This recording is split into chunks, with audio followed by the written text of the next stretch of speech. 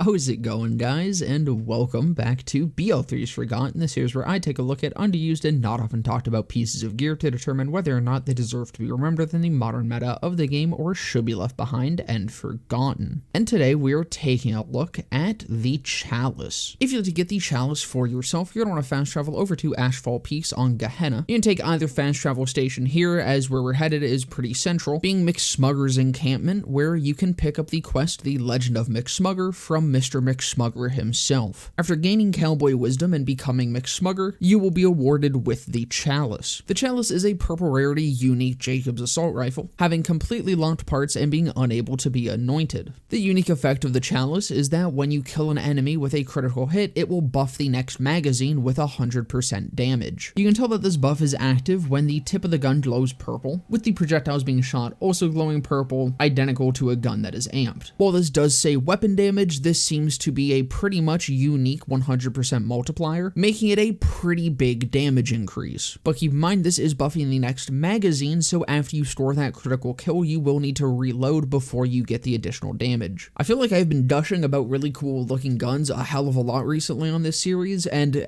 today's absolutely no different. The Chalice is such a cool looking gun. It's a very simple skin that admittedly does look pretty similar to a lot of other Jakobs uniques, but the small details just make this gun so damn cool. The darker blue accents just absolutely fuck, and that little bit of text on the side just goes so hard. I just need this skin distilled into some fucking ominous ooze and injected straight into my body. Send me to heaven. So when using the Chalice, getting that first critical kill is fucking agonizing. It's an absolute pain in the dick, cock, and balls. It is a stark reminder that yes, this is indeed an unanointed weapon. However, once you get that critical kill and chuck in a new mag, that's when the blasting begins, baby! The Chalice surprised me heavily. A purple, unanointable Jakobs AR. This thing's a lower damage tier, it's losing out on what is a core point of making an endgame build, and being a pretty mid weapon type overall. Yet when you get that effect activated,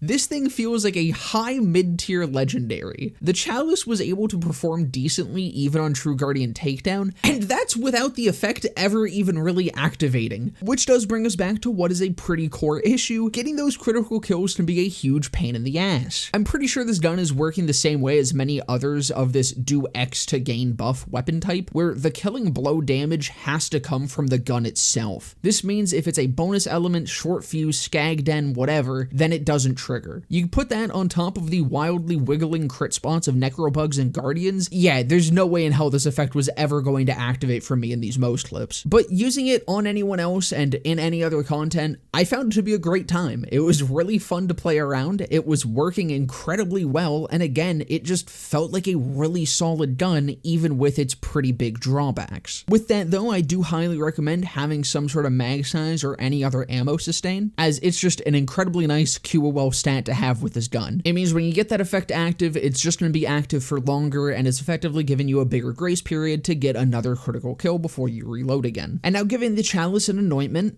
this thing is a legendary, man. The consistency of it just shoots right on up, still being noticeably weaker without the effect active, but just taking less time to actually get it active. Once it is, it's definitely stronger, but honestly not that much stronger. Enough that it feels like a good legendary, but not like an overpowered legendary. I was kind of worried that giving an anointment would actually bring the unbuffed and buffed modes closer together, but the difference is still noticeable more than enough for the effect to really shine and still feel like something worth playing around. And I do really like this effect. It's snowball-y in a skill-expressive way, forcing you to upkeep at least one critical kill per mag before reloading. It's simple, but it's really cool, and it's really fun to play around while giving a pretty hefty reward for doing so. It also just feels so damn good to use, it looks so damn cool as I mentioned earlier, and again, it's just such a unique feeling gun. From aesthetics to gameplay, this is like a Bloom tier for me in just weapon design. The only problem that it has is that it just needs to be able to be anointed, and if that was the case, this could very likely be a meta weapon for any sort of Jakobs build. But I would just like to give it my personal seal of approval